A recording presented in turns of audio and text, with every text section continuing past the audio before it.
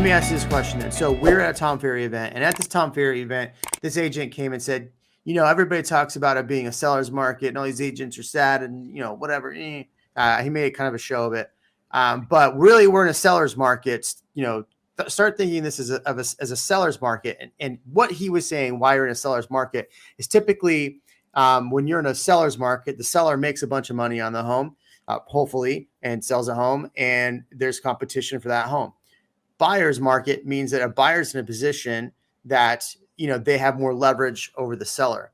So he's twisting the word a little bit, but his thinking was if a buyer's buying a home in 2020 and it appreciates up over a year, then there's no really other situation where you can gain that much equity that quick. So that's a buyer's market. So start telling people it's a buyer's market. Well, he didn't tell people to start telling people buyer market, but I just started seeing a lot of agents post on their feed. It's a buyer's market. It's not a seller's market. I want to get your thoughts on that idea that we've actually been in a buyer's market, not in a seller's market. And Ian, maybe I could have explained it wrong. So fill in the gaps where I was wrong.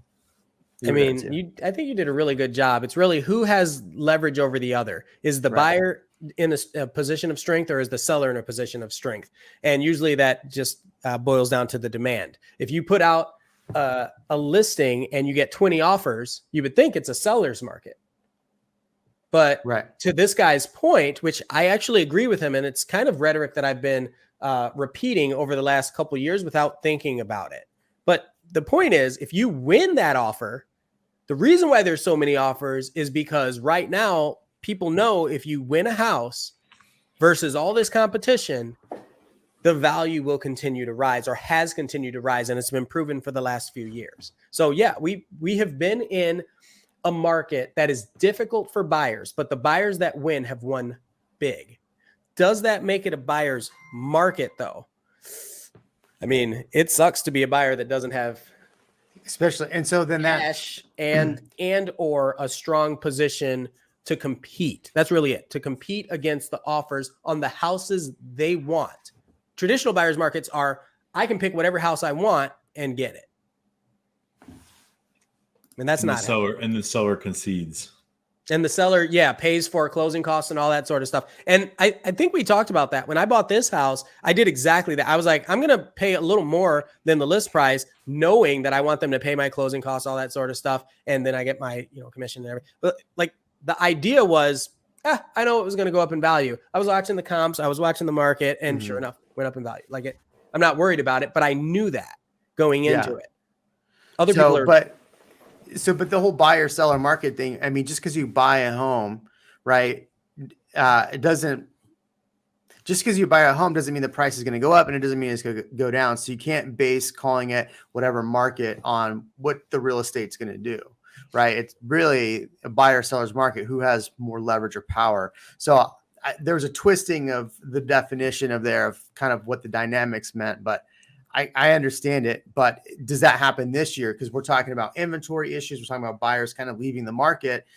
Can you still, as agents, if somebody's going to go out and say it's a buyer's market and use this logic, are we still in that space to be able to say that? Because this year could be a tumultuous year, or, which a lot of people think, it's probably going to be a decent year. I mean, what are your thoughts? A seller is going to sell their house.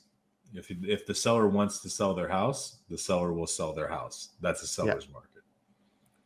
For the price that they feel happy with. For the price that they feel happy selling it for. That's a seller's market. And they're pretty much guaranteed within reason that they're going to be able to do that.